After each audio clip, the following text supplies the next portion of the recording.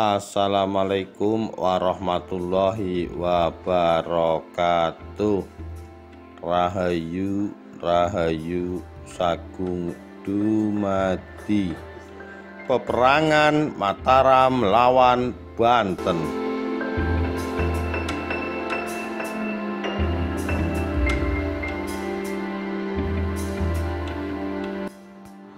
Perang antara Kesultanan Mataram dan Kesultanan Banten terjadi pada masa Pangeran Kenari. Pangeran Kenari merupakan Sultan Banten yang keempat. Beliau bergelar Sultan Abdul Mufahir Muhammad Abdul Qadir. Memerintah Banten dari mulai tahun 1596 sampai 1651. Pada masa beliau memerintah, tercatat Banten memberikan izin pada VOC Belanda untuk membuat markas dagang di Jayakarta. Pemberian izin tersebut terjadi pada tahun 1611 Masehi.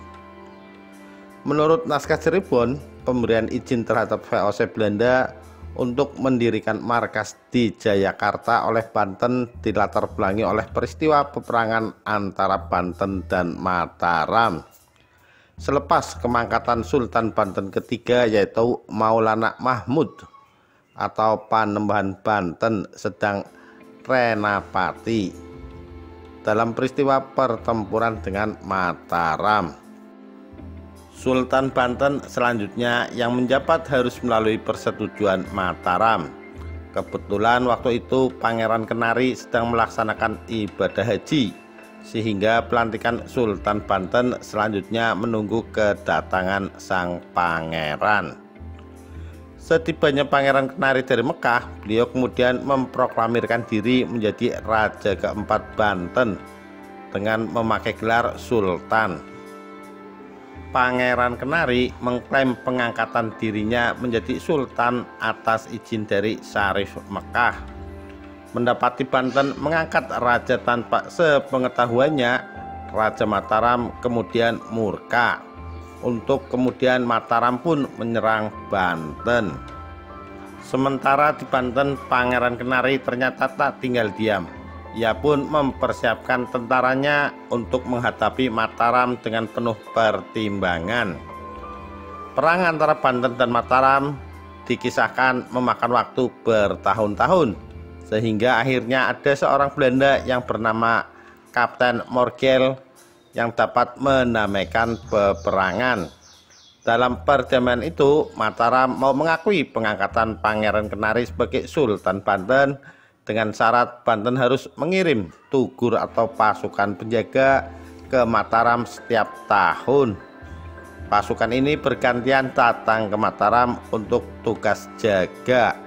Atas permintaan tersebut, kemudian Banten menyetujuinya.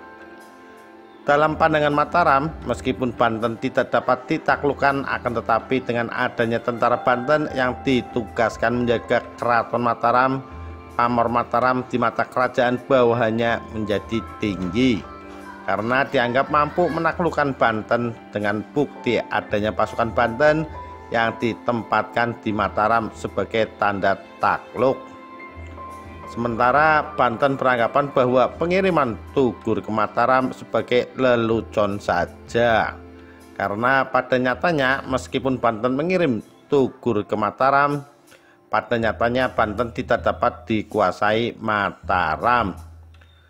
Cara tersebut dianggap Banten sebagai cara tepat untuk melakukan gencatan senjata. Mengingat waktu itu Banten belum pulih benar dari keterpurukan setelah kemangkatan Sultan ketiga. Kapten Morgel yang berhasil menamaikan antara kedua kerajaan tersebut kemudian minta upah kepada Sultan Banten. Upahnya agar VOC Belanda diberikan kebebasan membangun markas di Jayakarta. Maka berdasarkan izin tersebut pada tahun 1611 VOC mendirikan markas dagang di Jayakarta. Pada mulanya markas yang dibangun tersebut hanya berupa rumah kayu dengan pondasi batu sebagai kantor dagang. Pada tahun 1618 mereka selanjutnya menyewa lahan sekitar 1,15 hektar, dan dalam lahan tersebut kemudian dibangun kompleks tempat tinggal orang Belanda disertai benteng yang tinggi dan persenjataan lengkap. Selanjutnya hal yang tak diduga-duga kemudian terjadi. Pada tahun 1619 dari dalam benteng itu VOC Belanda kemudian menghujani pemerintahan di teras Jayakarta dengan meriam, sehingga kemudian Jayakarta dapat direbut VOC Belanda dari tangan penguasa lokal Jayakarta. Mulai setelah itu Jayakarta tidak lagi dikuasai oleh Banten. Jayakarta kemudian diubah namanya menjadi Batavia. Setelah peristiwa itu Banten kemudian bermusuhan dengan VOC yang kini telah membangun negara di Jayakarta. Pada abad-abad selanjutnya Banten dan Mataram kemudian dikuasai oleh Belanda.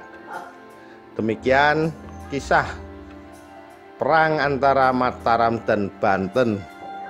Walhasil yang diuntungkan adalah VOC Belanda. Sekian, terima kasih. Wassalamualaikum warahmatullahi wabarakatuh. Rahayu, rahayu, sagung dumadi.